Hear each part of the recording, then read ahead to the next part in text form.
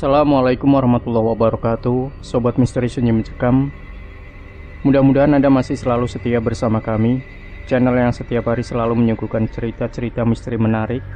Dan kali ini kami masih akan melanjutkan sebuah kisah nyata misteri yang berjudul Petualangan Jeliteng Bocil-Bocil Ajaib Part 6 tamat. Setelah menikah berselang 2 minggu, mereka memutuskan pergi ke Tanah Suci.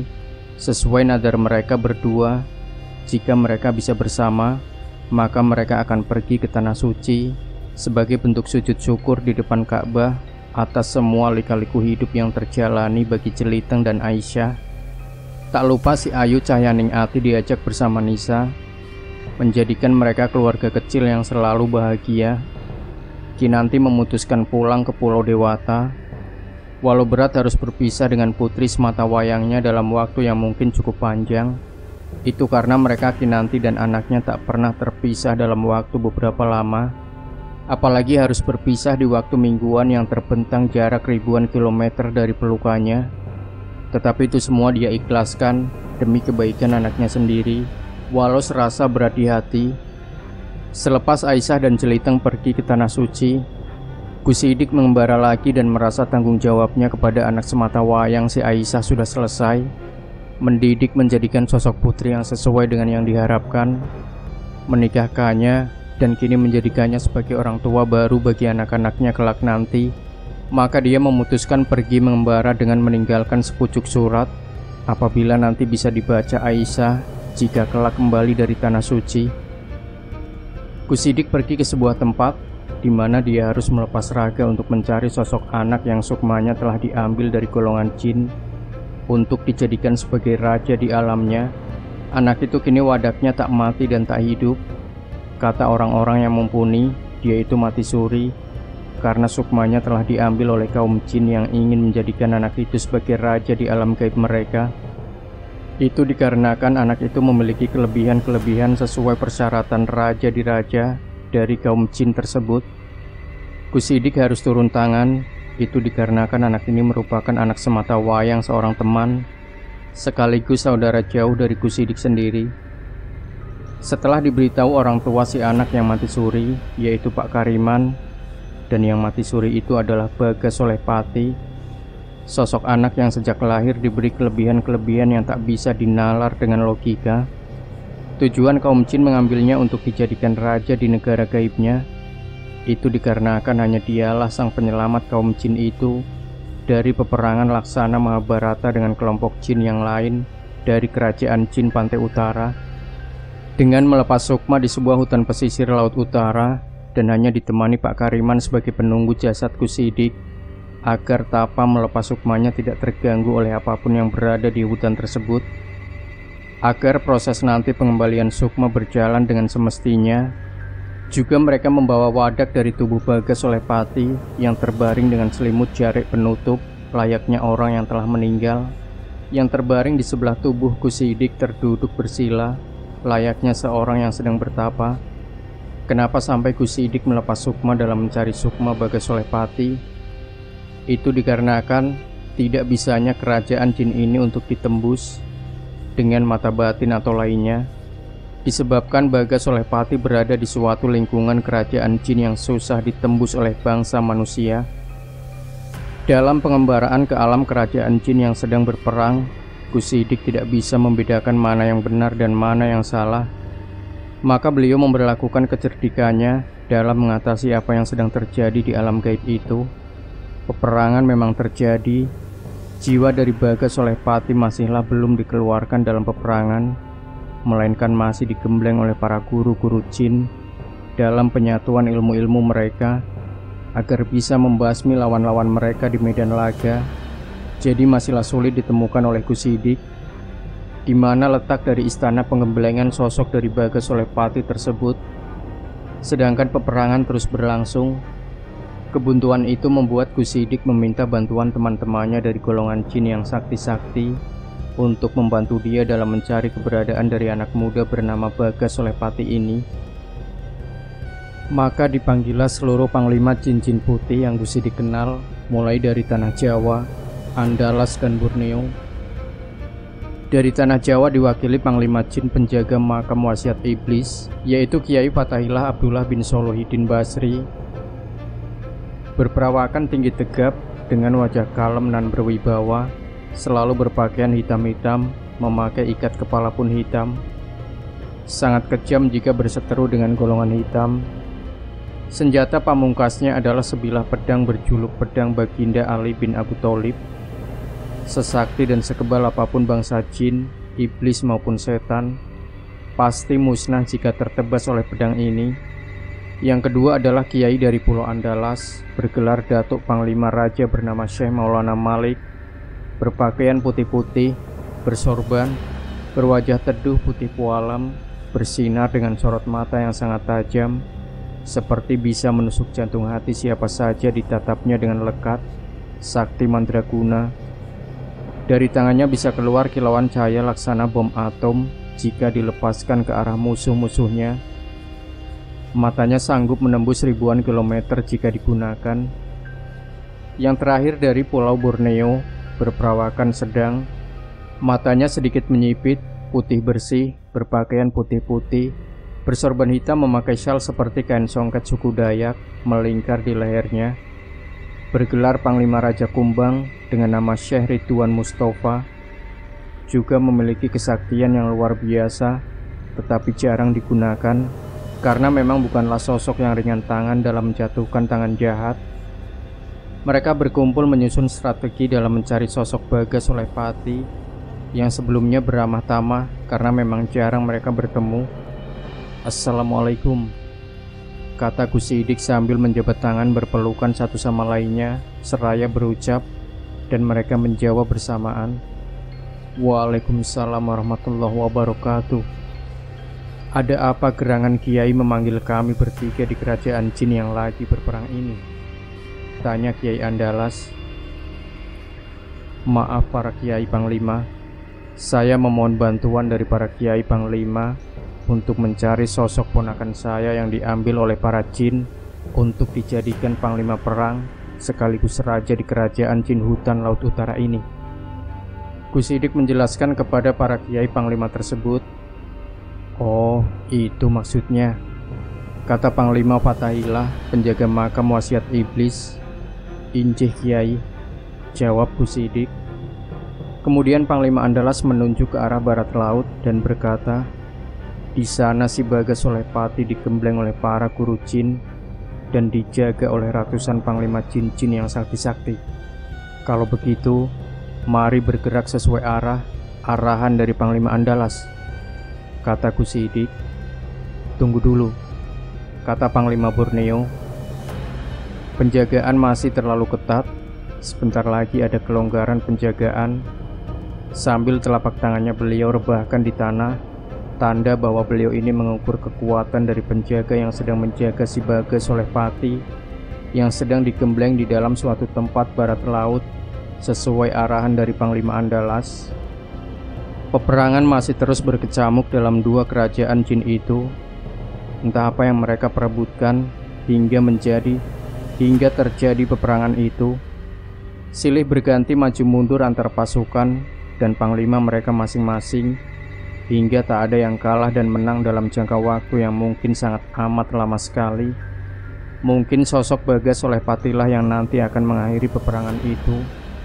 Jika memang Bagas Sulepati akan menjadi raja di negeri jin hutan laut utara dan sukmanya tak akan pernah kembali kepada jasad tubuhnya, artinya dia akan mati karena jasadnya akan membusuk karena sudah tak bersukma.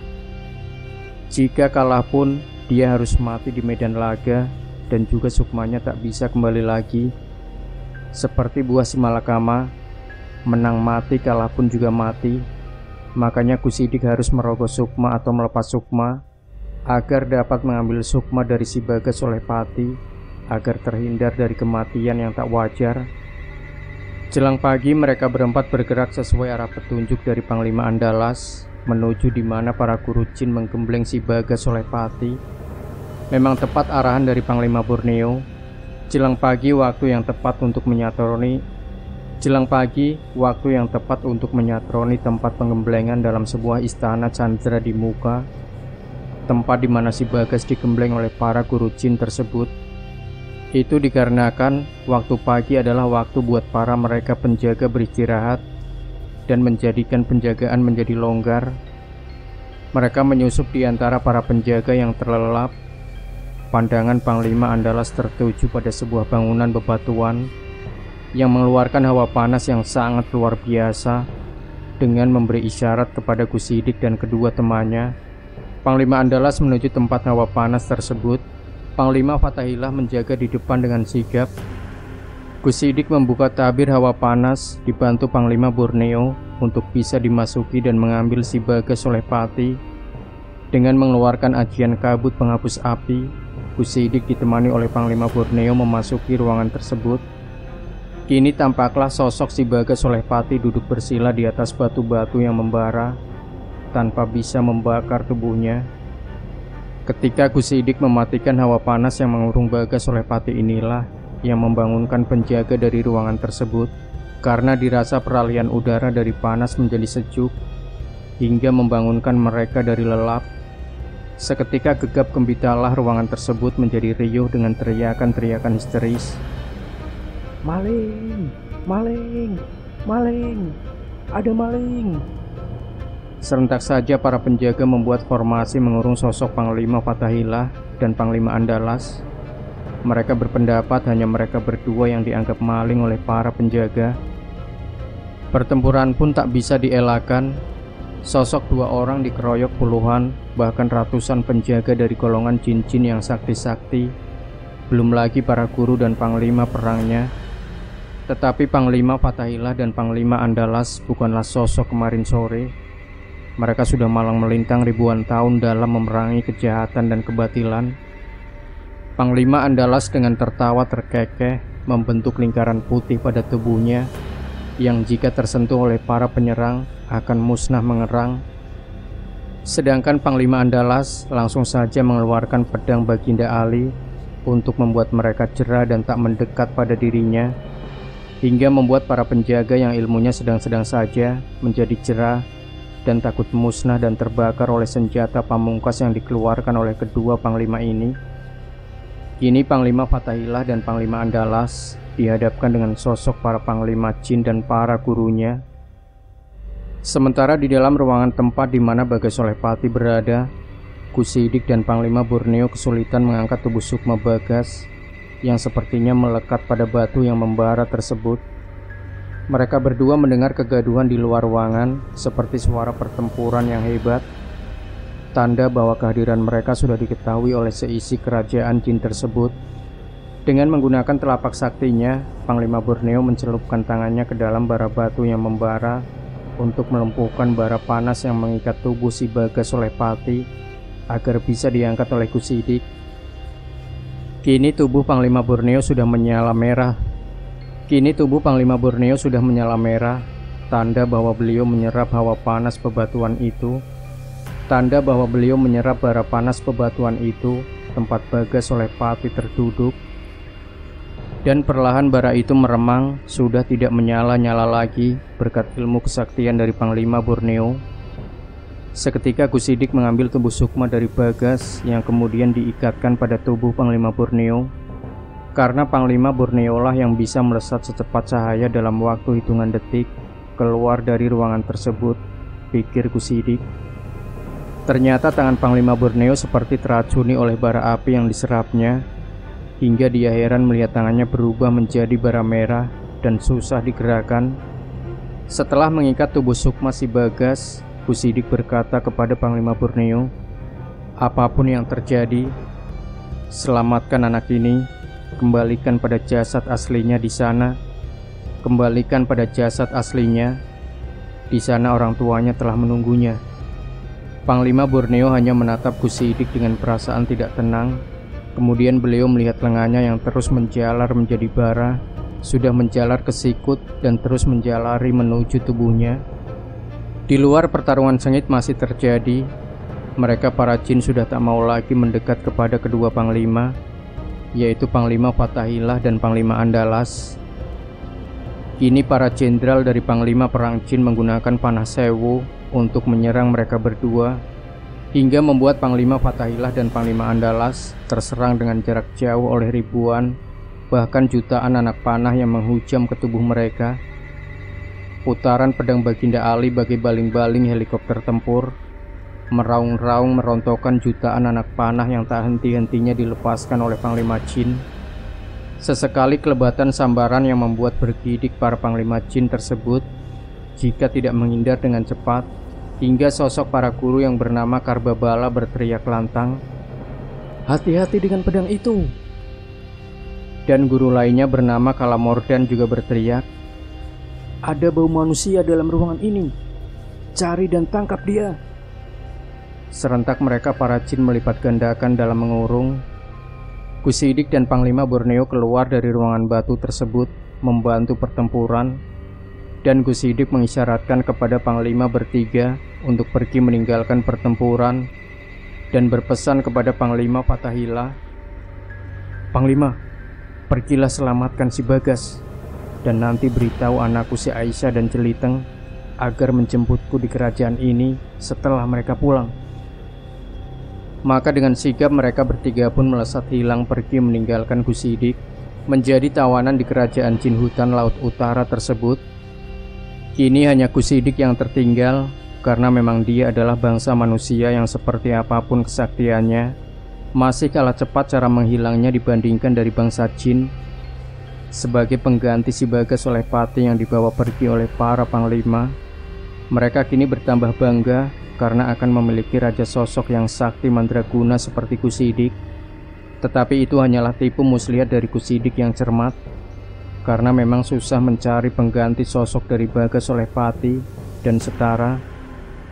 Karena memang susah mencari pengganti sosok dari Bagas oleh Pati dan Setara nanti dengannya. Jika tidak dengan muslihat itu, Bagas pasti akan dibunuh oleh mereka, karena sosok Bagas masih dapat dipengaruhi oleh mereka.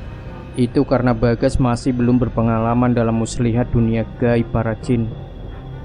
Tepian hutan pantai utara begitu sepi dan lengang, hanya suara angin yang berdesir dan kicau burung yang terdengar.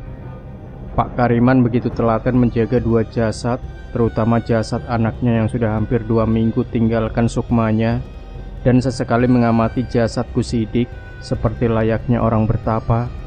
Mereka bertempat di dalam sebuah gua hingga begitu aman dari gangguan yang ada. Tiba-tiba ada hembusan angin diikuti kelebatan bayangan putih dan bau harum menyebar. Pak Kariman tersentak kaget ketika yang datang bukanlah Gusidik, melainkan 3 sosok lelaki parubaya yang tak dikenali sebelumnya. Hingga dengan sedikit gagap dia bertanya, Siapa kalian?" Yang ditanya hanya diam dengan wajah-wajah serius dia perlihatkan.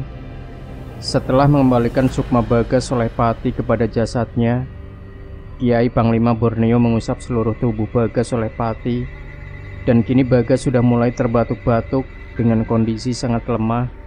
Maka sesuai perintah Gusidik sebelum melepas sukma, jika nanti sukmanya telah kembali, minumkan madu ini agar cepat pulih. Tetapi tubuh Pak Kariman masih gemetaran melihat sosok yang hadir di hadapannya bukanlah Gusidik, melainkan sosok lain yang tak dikenali sebelumnya. Panglima Borneo duduk bersila sambil melihat tangannya yang kian menebar bara sudah sampai ke tiaknya. Panglima Fathaillah dan Panglima Andalas duduk membelakangi dengan telapak tangan di kedua pundak Panglima Borneo. "Tahan Kang Mas," kata Panglima Fathaillah. Ternyata kedua panglima itu mengobati luka yang diderita oleh Panglima Borneo, dan Pak Kariman dengan sedikit takut dan gugup menghampiri anaknya untuk meminumkan madu sendok demi sendok ke mulut Bagas oleh Pati dengan terus berucap, "Alhamdulillah Kanjeng Gusti berkali-kali." Tak seberapa lama tangan Panglima Borneo yang membara kini telah pada meninggalkan bekas hitam melegam pada tangan kanannya.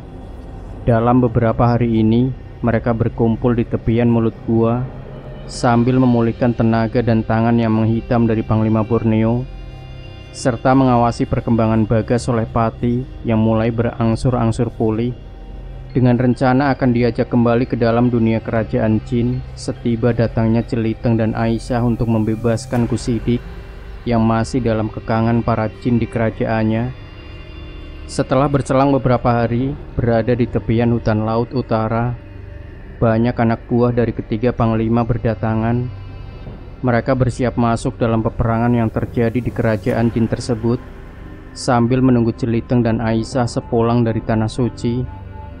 Kerajaan jin hutan pantai utara dulunya tenang tanpa peperangan. Mereka hidup damai selayaknya kita umat manusia yang selalu rukun, saling mengasihi selayaknya kehidupan yang berlaku bagi manusia seperti kita. Mereka juga mempunyai tingkatan-tingkatan dalam pemerintahannya. Ada rakyat, ada pemimpin, hidup rukun, dan para pemimpinnya selalu berlomba-lomba ingin mensejahterakan rakyatnya agar selalu makmur, tidak kekurangan apapun. Dalam pedoman kerajaan jin tersebut adalah pemimpin harus melayani, mengayomi, memakmurkan dan menjaga keselamatan rakyatnya agar senantiasa adil, merata, sejahtera, bahagia selalu. Meskipun dalam istananya banyak bertahtakan perhiasan dan benda-benda unik dan keramat, tetapi itu semua adalah milik rakyat yang disimpan sebagai bentuk benda berharga yang sewaktu-waktu ada kejadian yang dirasa sebagai bentuk keretakan dan gangguan, maka benda-benda itu akan dikeluarkan dari istana sebagai bentuk keperluan yang diperuntukannya. Sebagai contoh, ada kejadian yang menimpa rakyat jin dari gangguan bangsa manusia, seperti penebangan pohon sembarangan, padahal pohon itu adalah rumah dari masyarakat jin. Secara tidak sengaja mereka terganggu, dan inilah tugas dari para pemimpinnya untuk mengamankan daerah pemukiman masyarakatnya melalui kontak-kontak mengganggu pengganggunya, semisal terjadinya kesurupan massal, mendatangi lewat mimpi dengan memberi peringatan, atau penampakan-penampakan lainnya bersifat menakuti agar daerah pemukimannya tidak ditempati. Hari ke hari kesehatan tubuh kasar dari Bagas Solepati semakin pulih. Dengan sedikit bantuan dari para kiai panglima yang menyelamatkannya, Bagas Solepati diangkat sebagai murid mereka. Para kiai panglima satu persatu memberikan ilmunya kepada Bagas Solepati dan diserapnya dengan begitu cepatnya tanpa masalah. Jika seseorang yang punya kemampuan biasa-biasa saja akan bisa menyerap sebuah ilmu bisa puluhan tahun, maka Bagas Solepati menerimanya dengan hitungan beberapa hari sekaligus dari ilmu itu semua. Setelah menguasai semua ilmu yang diturunkan oleh para kiai panglima, Bagas Solepati kian dikdaya. Kemampuannya dalam benaknya cuma satu, mengambil sukma pamannya, yaitu Gusidik yang masih tertinggal di kerajaan jin hutan pantai utara. Sosok Bagas Solepati adalah anak yang telah tumbuh menjadi pemuda belasan tahun, berkulit sawo matang seperti Jeliteng, tetapi lebih manis karena mempunyai dua lesung pipi yang ganteng jika tersenyum, tinggi tegap serta pandangan mata begitu tajam. Tak bisa diceritakan lagi kelebihannya karena memang tak bisa dinalar dengan nalar kemampuan manusia rata-rata. Singkat kata, dia adalah sosok yang terlahir dengan kemampuan luar biasa sejak terlahir. Sampai-sampai bangsa jin kepincut ingin menjadikan panglima sekaligus raja di kerajaannya. "Eyang Kiai Panglima, kapan kita berangkat menjemput Paman Sidik?" kata Bagas di sela-sela senggang mereka semua. "Tunggu anakku, tunggu 1-2 hari ini, kakangmu Jeliteng akan datang.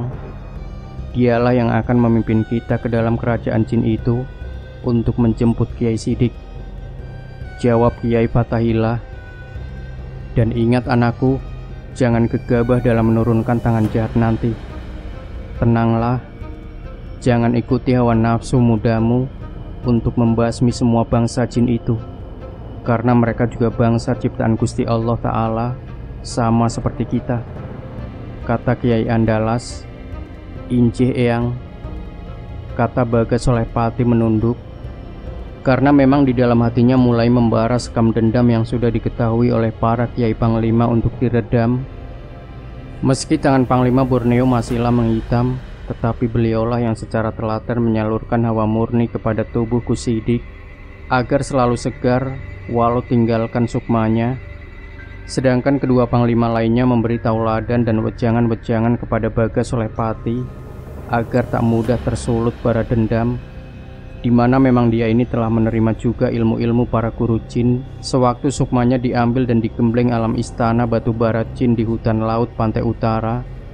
Dalam benak para panglima, Baga Solepati inilah nanti digunakan sebagai senjata untuk memporak-porandakan kerajaan jin.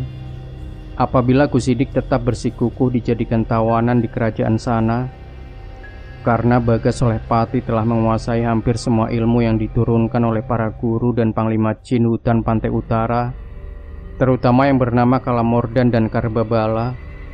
Belum lagi ilmu dari Patih Hurek Jabu Durga yang paling sakti di antara mereka. Hari yang ditunggu tiba. I Gusti Ayu Kinanti Maharani telah berada di rumah Aisyah menunggu kepulangan Jeliteng, Aisyah, Nisa, dan I Gusti Ayu Cahyaningati dari Tanah Suci. Tetapi yang ditemui hanyalah sang penjaga rumah, yaitu Mbok Karni, dan Kinanti pun menanyakan keberadaan Gusidik. "Mbok, Abah kemana? Kok nggak kelihatan?" kata Kinanti. "Abah pergi sudah 2 minggu, sejak Mbak Aisyah dan Mas Jeliteng pergi," jawab Mbok Karni. "Pergi kemana, Mbok?" kata Kinanti lagi. "Gak tahu, Non, tapi nitip surat di kamar pribadinya. Katanya biar Mas Jeliteng atau Mbak Aisyah yang baca." "Oh," jawab Kinanti yang mulai cemas dari apa yang dijawabkan oleh Mbok Karni. Kemudian Kinanti memasuki kamar tamu, mencoba istirahat sehabis perjalanan jauh dari Tanah Dewata. Tetapi pikirannya mulai tidak tenang. Dia keluar dari kamarnya, lalu telapak tangannya dia rentangkan menyentuh tembok dari kamar Gusidik untuk mencari bayangan apa yang dimunculkan di matanya. Dan seketika dia bergumam sedikit keras, "Waduh, celaka." Dan perasaan tidak tenang pun mulai menghampiri benaknya. Berselang 3 hari, tepatnya jelang malam, Jeliteng dan Aisyah tiba bersama kedua anaknya. Dan di dalam rumah sudah menanti Kinanti, mama dan papanya Nisa Hoirun Nisa yang menyambut kepulangan mereka. Disambut dengan keceriaan dan saling berpelukan. Terutama kedua anak-anak itu langsung menghambur pada mama mereka masing-masing. Tak lama berselang itu, Jeliteng merasakan kehadiran sosok yang dia kenal sebelumnya, yaitu Kiai penjaga makam wasiat iblis. Tak lain dan tak bukan adalah Panglima Fathahilah yang telah menurunkan beberapa ilmunya kepada Jeliteng. "Assalamualaikum, Kiai," Jeliteng berucap. "Waalaikumsalam warahmatullahi wabarakatuh," jawab Kiai Panglima. Aisyah pun ikut menghampiri. Jeliteng memperkenalkan bahwa Kiai yang datang ini adalah sahabat dari Abah Sidik. Seketika Aisyah langsung masuk ke dalam rumah mencari keberadaan dari abahnya. Dan Mbok Karni memberikan sepucuk surat. Sambil menerima surat, Aisyah bertanya kepada Mbok Karni, "Emang Abah kemana, Mbok?" "Pergi, Mbak, sehari setelah Mbak dan Mas Jeliteng pergi," jawab Mbok Karni. Dengan perasaan was-was, Aisyah membaca surat tersebut dan lari keluar dengan perasaan tak karuan menghampiri Jeliteng yang sedang berbicara serius dengan Kiai Panglima. "Kang, Abah Kang, ini coba baca," kata Aisyah dengan raut hampir menumpahkan air mata. "Iya, ini Kiai Panglima sudah menceritakan semua kejadian yang terjadi," jawab Jeliteng. "Tenang, aku yakin Abah bisa menjaga diri di sana." Sambil mendekap Aisyah dan mencium kening istri tercinta itu, Jeliteng mencoba menenangkan hati Aisyah, di mana air mata sudah tumpah di dada. Jeliteng khawatir dengan apa yang sudah menimpa abahnya. Hening menyelimuti malam. Sayup-sayup burung malam menyanyikan tembang sunyi. Udara lembut mengembuskan nafasnya beriring tarian daun-daun yang tersampaikan. Biduan serangga masih suka kerap berpesta mengkirap malam akan ketenangan sabda-sabda keheningan. Rembulan masihlah sama seperti kemarin-kemarin. Pucat pasi menebar janji di antara keremangan alam ini. Kegelisahan Aisyah membuat Jeliteng memutuskan berangkat malam itu juga bersama istrinya menuju tepian hutan pantai utara. "Mas, aku ikut," kata Kinanti. "Anakmu?" kata Jeliteng. "Biar sama Mbak Tantri dan Nisa." "Pa, ikut," rengek Nisa. "Sudah, jangan ikut, temani adik. Jaga baik-baik sama mama, ya. Gak boleh cengeng. Jaga adik," kata Jeliteng dengan tegas. Bikin Nisa mengkeret diam murung. Dan akhirnya Jeliteng, Aisyah dan Kinanti beserta Kiai Panglima berangkat menuju ke tepian hutan laut utara dengan kendaraan sapu angin milik Kiai Panglima, seperti ketika itu membawa Jeliteng berkunjung ke makam wasiat iblis, di mana di sana telah menunggu Panglima Andalas, Panglima Borneo, Bagas Solepati dan beberapa murid jin dari para panglima. Jelang tengah malam mereka berempat telah tiba disambut oleh Panglima Andalas, Panglima Borneo dan Bagas Solepati. Mereka saling berucap salam dan saling berkenalan satu sama lain, yang memang Jeliteng, Aisyah dan Kinanti baru mengenal mereka, kecuali Jeliteng yang telah mengenal terlebih dahulu Panglima Fatahillah dari Kusidik. Dari dalam gua keluarlah Pak Kariman, langsung memeluk Aisyah ponakannya, sambil sesenggukan menahan tangis, bikin Aisyah ikut menangis pula. "Maafkan Paman, Nak. Gara-gara Paman dan Bagas, abahmu belum bisa kembali pada jasadnya." Aisyah pun masuk ke dalam gua yang diterangi oleh ribuan kunang-kunang mengelilingi seluruh ruangan untuk menerangi jasad Kusidik, yang memang mereka adalah para santri Kusidik dari golongan jin.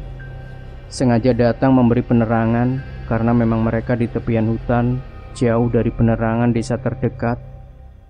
Jeliteng pun membuka pembicaraan, mohon petunjuk kepada Panglima bertiga tentang keadaan alam kerajaan jin tersebut. "Bagaimana Kiai keadaan di sana? Apakah kita bisa masuk sekarang?" "Sebentar lagi, Nak Mas. Biar Aisyah berbicara dulu dengan abahnya, karena mereka berdua bisa komunikasi dengan batin, anak dan bapak," kata Panglima Borneo. Aisyah memang mendekat di sebelah abahnya, duduk berhadap-hadapan sambil mengurai air mata. Dia pusatkan pikiran dan berbicara dengan abahnya. Setelah beberapa lama dia memanggil Jeliteng. "Kang Mas, abah mau bicara kepada Kang Mas," panggil Aisyah ke Jeliteng. Jeliteng pun masuk ke dalam gua, duduk di sebelah Aisyah dan mengadakan kontak langsung dengan Sukma Kusidik yang tertawan di kerajaan jin hutan pantai utara. "Anakku Jeliteng, masuklah dari sisi timur jelang pagi, dan biarlah Bagas Solepati dan Panglima yang menjemputku. Sedangkan kau dan Aisyah temui Patih Worik Jabo Durga di istananya sebelah timur. Gunakan kepandaianmu untuk bersahabat. Jika dia ingin mengajak bertarung, perlihatkan tasbihmu. Karena dahulu dia Patih Worik Durga pernah kapok dan jera ketika diikat dengan tasbihnya Kiai Ampel yang kau miliki." "Injih Abah," kata Jeliteng dan segera bangkit memberitahu para panglima dan Bagas Solepati apa yang telah disampaikan oleh Kusidik kepada Jeliteng. Jelang pagi setelah sholat subuh berjamaah, mereka bergerak masuk dengan jasad kasar, bukan lagi melepas sukma seperti yang dilakukan Kusidik pertama kali masuk ke kerajaan jin hutan pantai utara. Ini dikarenakan Bagas Solepati yang bisa membuka tabir dari kerajaan tersebut, sebab Bagas Solepati merupakan raja jin yang diangkat dari golongan manusia dan telah digembleng oleh para guru dan panglima jin untuk memenangkan peperangan yang kemudian diambil oleh Kusidik untuk dikembalikan pada jasadnya. Jadi, kini dia bisa membuka tabir itu dengan leluasa. Mereka masuk menjadi dua kelompok. Jeliteng, Aisyah dan Kinanti memasuki istana Patih Worik Durga, dan para panglima serta Bagas Solepati langsung menuju tempat istana di mana Kusidik tertawan. Melihat bangsa manusia bisa menembus istana Patih Worik Durga, para penjaga dan hulu balang senopati datang mengurung ketiga manusia itu, yaitu Jeliteng, Aisyah dan Kinanti, dengan perasaan heran dan juga kagum bahwasanya ada manusia yang sanggup menembus atau membuka tabir alam kerajaan mereka dengan jasad kasarnya. Senopati Wanakeling langsung berteriak lantang, Wahai bangsa manusia, ada apa kamu masuk ke istana ini? Aku ingin ketemu patihmu, Patih Warik Durga, jawab Jeliteng.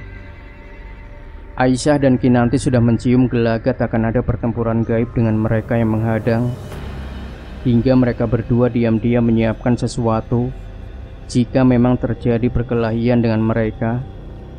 Tiba-tiba mata sang senopati dan para hulu balang menyala merah semua, tanda amarahnya bertegangan tinggi karena Jeliteng langsung menyebut patih mereka dengan sebutan langsung Patih Warik Durga, bukan dengan sebutan Baginda Patih Raja Warik Jabodurga. Dan itu membuat mereka tersinggung karena patih mereka merasa direndahkan. Seketika sang senopati Wanakeling memberi isyarat menyerang kepada mereka bertiga, tetapi yang diserang hanya diam saja. Dan ketika serangan itu datang, mereka para penyerang langsung mental terlempar meraung kesakitan ketika senjata-senjata mereka menyentuh Aisyah, Kinanti dan Jeliteng. Karena memang Aisyah dan Kinanti melingkari tempat berdiri mereka dengan pagar gaib api. Jadi siapapun dari jenis bangsa jin atau setan, jika berani menyentuh pagar gaib api ini, dipastikan akan tersengat aliran listrik yang akan terbakar dan musnah jika dipaksakan. Sementara itu Bagas Solepati merangsek masuk bersama dengan para kiai panglima ke tempat di mana Gusidik terkurung. Para penjaga melihat Bagas Solepati masuk tak ada yang berani menghadang karena telah menganggap sebagai raja mereka. Jadi tanpa hambatan mereka menuju tempat Gusidik berada, di mana di situ sudah ada para guru dan panglima. Hai Guru Karbabala dan Panglima Suto Wanageni, bebaskan pamanku Kiai Sidik, karena akulah rajamu telah datang, kata Bagas Solepati. Dan seketika itu ketiga kiai panglima masuk menyatu ke dalam tubuh Bagas Solepati agar tersamarkan keberadaan mereka. Juga wujud dari Bagas Solepati pun telah berubah menjadi sosok raja jin kecil yang bertampang mengerikan. Tampak taring tajamnya menyeringai, rambut gimbal terurai panjang, dan di punggungnya keluar gerigi yang tajam-tajam. Matanya besar nan merah, serta keluar ekornya layaknya seekor singa. Kuku-kuku tangan dan kaki menjulur tajam, memegang cemeti atau cambuk seekor naga. Ketika diletupkan keluar semburan api memanggang, Guru Karbabala pun tertawa.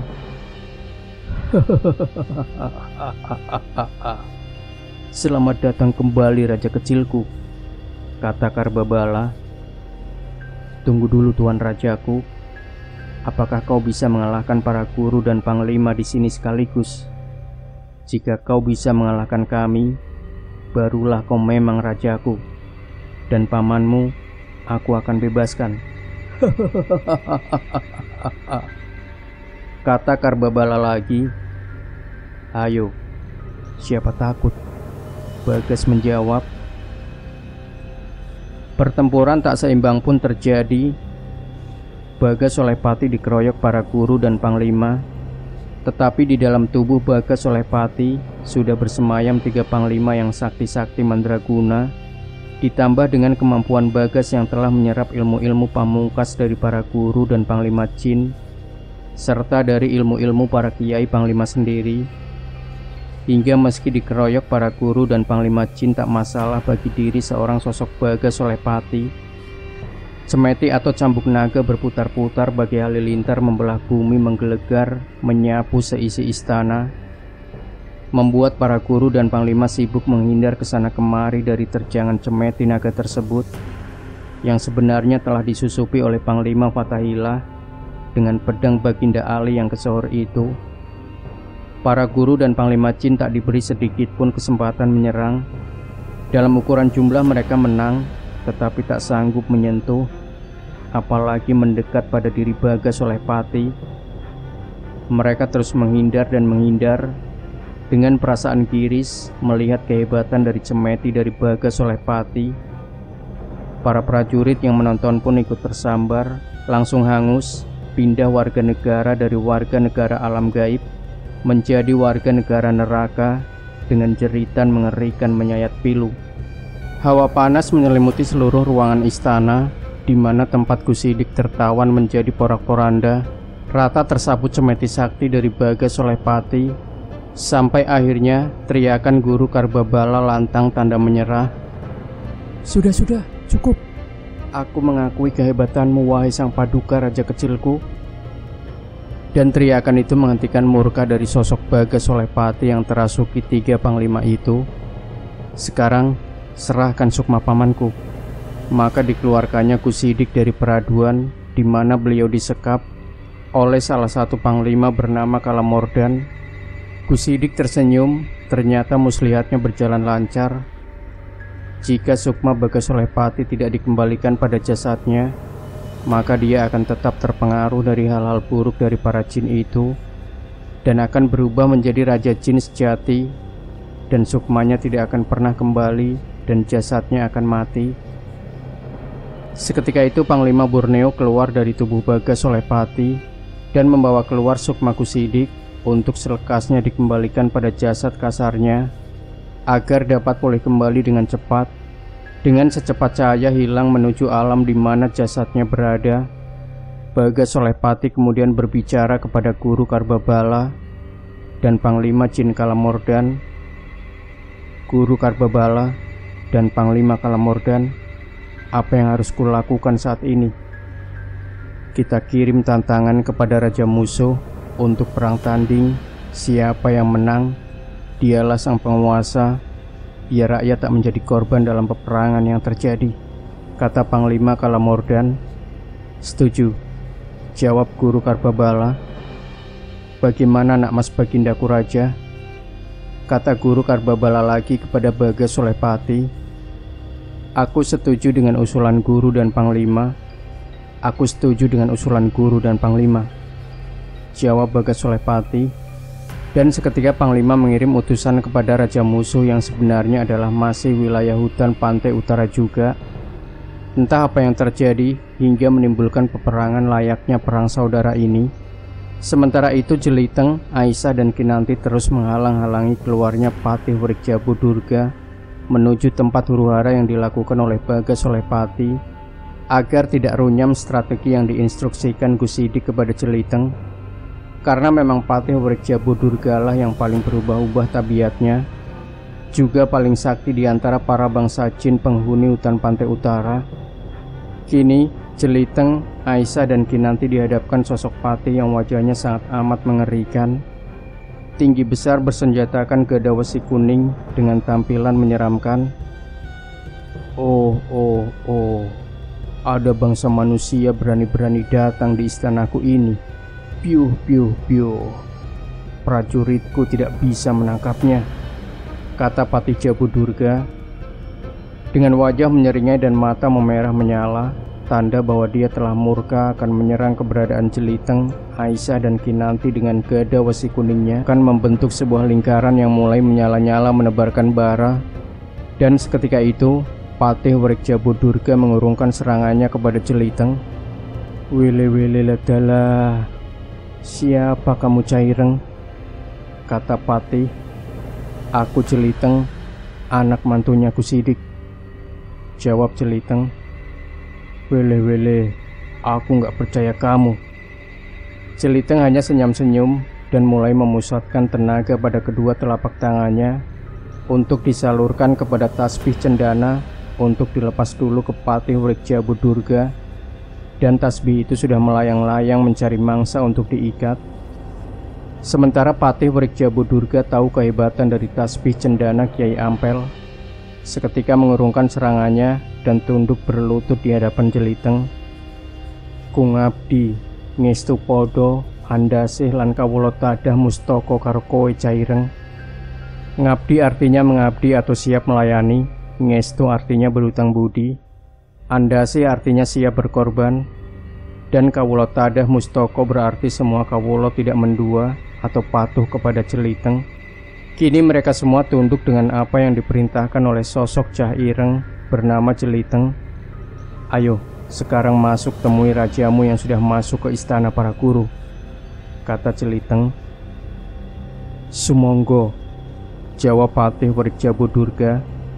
Tetapi Bagas oleh Patih kini sudah di depan pelataran istana Patih Wurik Jabodurga, menunggu kalau-kalau Jeliteng mendapat masalah dari Patih Wurik Durga. Mereka pun berangkat ke area pertempuran, di mana di sana telah menunggu Raja Sakti Mandraguna yang konon mempunyai 1000 nyawa, bernama Raja Diraja Daniswara Kaladewa Cengkar, berperawakan kecil, tetapi kesaktiannya selevel Patih Wurik Durga.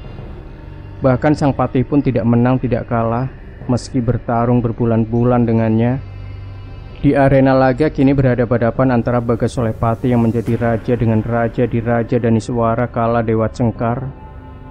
Pertarungan 1 lawan 1 ini merupakan bentuk simbol agar nanti siapa yang menang akan menjadi Raja Diraja di Kerajaan Jin Hutan Pantai Utara. Raja Daniswara kini telah menjadi bara selayak Banaspati, membuat lingkaran merah bara menyala seperti bola-bola api yang menyerang Bagas oleh Patih. Tetapi yang diserang malah tersenyum menyeringai dengan memutar-mutar cemeti naga yang telah disusupi oleh pedang Baginda Ali yang dahsyat itu, hingga sanggup membelah bola-bola api yang dilontarkan oleh Raja Daniswara. Merasa gagal di bola apinya, Raja Daniswara kembali menyerang dengan semua senjata yang dimiliki, menggunakan tangan seribunya, mengurung Bagas oleh Patih dari segala penjuru, sampai-sampai tak sedikit pun celah bagi Bagas oleh Patih untuk menghindari. Tetapi di dalam tubuh Bagas oleh Patih masih terdapat Panglima Fathaillah dan Panglima Andalas. Sedangkan Panglima Borneo sudah keluar lebih dulu membawa Sukma Kusidik ke dalam jasad aslinya agar aman dulu, karena hanya Kusidik yang melepas Sukma. Tiba-tiba keluar cahaya terang benderang dari tubuh Bagas oleh Patih. Itulah ilmu salah satu pamungkas dari Panglima Andalas. Kilatan cahaya seperti bom atom yang meledak, memusnahkan lawan yang terserang, hingga membuat rontok semua senjata sakti yang dimiliki oleh Raja Daniswara, dan mundur beberapa langkah ke belakang karena kaget dan terkesima oleh cahaya yang keluar dari tubuh Bagas oleh Patih. Dirasa sudah cukup main-main dalam pertarungan ini, Bagas oleh Patih kini ganti yang merangsek maju menyerang, meletupkan cemeti naga yang dialiri pedang Baginda Ali oleh Panglima Fathaillah hingga tak bisa lagi terhindari, membuat Raja Daniswara Kaladewa Cengkar terbelah dan musnah hancur terbakar. Maka bersoraklah mereka yang berpihak kepada Raja Bagas oleh Patih atas kemenangan yang sesingkat ini dan menjadikan Kerajaan Jin Hutan Pantai Utara damai kembali. Jeliteng berbicara kepada Patih Wurik Jabodurga, "Jangan membantah, sekarang kamulah raja dari Kerajaan Jin Hutan Pantai Utara ini, dan Bagas oleh Patih akan kubawa pulang ke alamnya. Karena apapun alasannya, Bagas oleh Patih adalah bangsa manusia, tidak selayaknya menjadi raja di kerajaan ini. Karena kalian semua beda alam, alam gaib dan alam nyata. Jadilah raja dari kaummu sendiri. Jangan pernah mengambil sukma-sukma bangsa manusia kau jadikan raja atau budak. Itu pesanku. Damaikan rakyatmu sebagaimana mestinya. Berlakulah yang adil tak pandang bulu. Yang salah harus dihukum, yang benar harus dibebaskan." "Injih Cai Ireng," jawab Patih Jabodurga dengan senyum-senyum karena mendapat jabatan raja dari Jeliteng. Aisyah dan Kinanti sedari tadi sudah mendongkol karena Patih itu memanggil Jeliteng dengan sebutan Cai Ireng, membuat hatinya tambah mendongkol. "Hai Patih Gendeng, sekali lagi kau panggil suamiku dengan sebutan Cai Ireng, ku sobek-sobek mulutmu," kata Aisyah dengan mata yang hampir melotot. Kinanti pun menimpali, "Sekali lagi kau panggil abah dari anakku Cai Ireng, aku rontokkan gigimu biar ompong." Yang diancam malah cengar-cengir dan berkata, "Cahayu, Cahayu, jangan galak-galak toh, nanti ayunya hilang loh." Dengan wajah malu-malu dan memang takut kalau Kinanti dan Aisyah marah beneran, dan semua menjadi tersipu tersenyum melihat raja baru mereka memelas memohon ampun pada dua sosok wanita cantik yang mengancamnya. Tembang angin menabuh dedaunan seperti bertakbir kemenangan pada alam. Ilalang menari-nari menghibur suara alam yang sedang berseri. Senandung burung-burung biduan dahan dan ranting menjadikan melodi-melodi syahdu abadi. Sedangkan batu-batu masih seperti dahulu menyembah bumi. Belibis mandi sepenggal air kubangan, sengaja melepas penat di hari-hari yang indah. Rindang pepohonan, lebatnya rumput, sebuah panorama lestari bumi ini. Mereka kini telah berkumpul kembali pada bibir gua tempat Kusidik memulihkan tenaga, dibantu oleh Panglima Borneo. Dan kini Panglima Fathaillah dan Panglima Andalas menyalurkan hawa murni agar tubuh Kusidik benar-benar pulih seperti sedia kala apa adanya. Mereka sengaja tidak langsung pulang ke tempat asalnya masing-masing. Pak Kariman, Bagas Solepati, ketiga Panglima beserta para santri-santrinya, Jeliteng, Aisyah dan Kinanti juga Kusidik masih berada di tepian hutan pantai utara. Kemudian Kusidik memanggil Kinanti masuk ke dalam gua untuk membicarakan sesuatu hal yang dianggap sebuah kata penting. "Piye nduk suamimu? Apa sudah kau putuskan dan bicarakan dengan baik-baik?" kata Kusidik. "Sudah Abah, kami sepakat bisa baik-baik demi I Gusti Ayu Cahyaning Ati yang memang anak dari Mas Jeliteng. Walau dulu itu sebuah kecelakaan waktu berada di Tanah Dewata." Kinanti berucap dan menunduk. "Kalau begitu, nanti sesampai di rumah, kan kunikahkan kau dengan anakku Jeliteng, biar kalian menyatu menjadi keluarga semua, tanpa ada yang terluka atau kecewa di kelak kemudian hari, dan menjadikan anakmu Ayu sebagai anak sah dari si Jeliteng," kata Kusidik. "Saya menurut aja apa kata Abah, asal kita semua ikhlas menjalaninya," jawab Kinanti. Peluk hati menyatu di kidung-kidung kebahagiaan, menumpah ruah bagi selaksa pasukan hujan jatuh ke bumi. Memiliki arti sebuah tanda akan datangnya musim semi. Bunga-bunga akan berkembang seelok mutiara ketika matahari menyinari di pagi hari. Bias-bias kisah lama akan jumpa pada penampilan baru mengisi hidup dengan nyanyian-nyanyian tembang cinta yang terpesonakan hati-hati yang merindu menumbuh. Surga adalah alam mimpi yang indah. Ketika dawai cinta memainkan suara-suara cintanya seelok dan seindah taman-taman yang teraliri gemercik benih air untuk berkaca, melihat senyum-senyum yang akan terpancarkan selama-lamanya.